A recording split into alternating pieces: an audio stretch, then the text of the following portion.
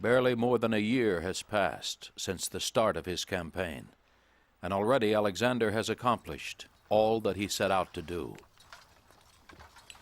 But new territory beckons. He plans to march south to the land of the pharaohs and to honor and glory never before seen in the ancient world.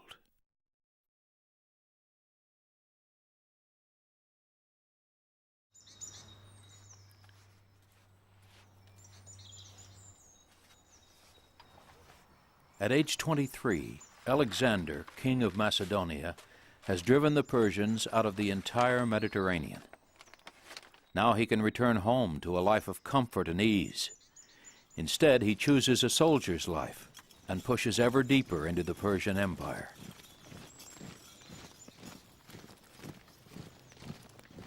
After the battle at Issus, Alexander traveled 500 miles along the coast, through Palestine, across the desert, and is now poised to take Egypt.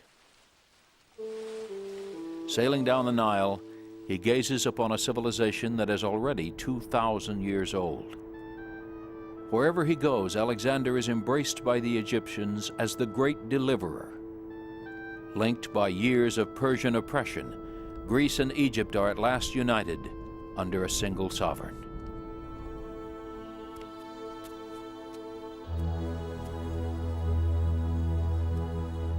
In 331 BC, at Memphis, Egypt's capital, Alexander is proclaimed pharaoh.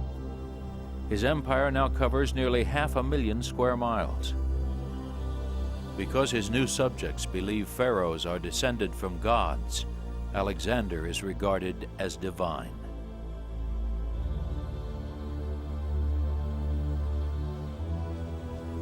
But Alexander has other, more practical ambitions. The Nile is the gateway to Africa. Here, where it flows into the Mediterranean, he will build a great city in the Greek style. He draws the city limits and the positions of the main buildings himself. As in Greece, the streets will be laid out on a grid. Theaters, stadiums, temples, and assembly halls will be virtual monuments to his homeland.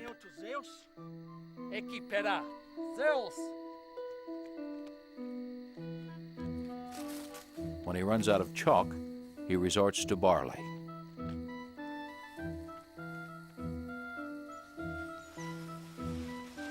Birds that come to feed on the grain are considered a good sign. The city will prosper and be a sanctuary for strangers.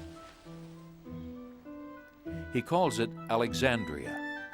Over the next few years, he will christen a dozen more like it throughout the Middle East.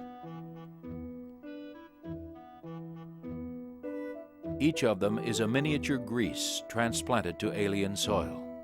But this Alexandria will be his best and most enduring. As construction gets underway, Alexander leaves behind architects and engineers and embarks on an extraordinary personal pilgrimage. Riding west under the searing Egyptian sun, he makes a near suicidal trek through 300 miles of one of the most hostile deserts on earth.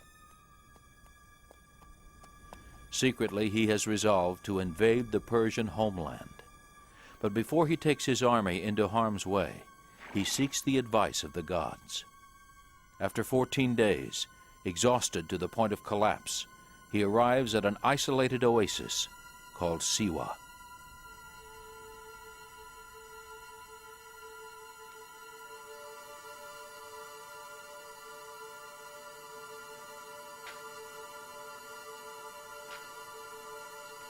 At the Temple of Ammon, legend says, Alexander received a divine revelation which he never divulged.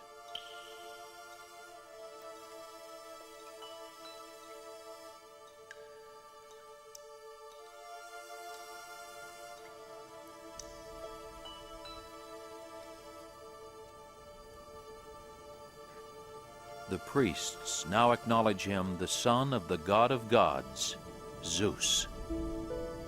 Alexander is eager to invade, for who can stop one so favored by the gods?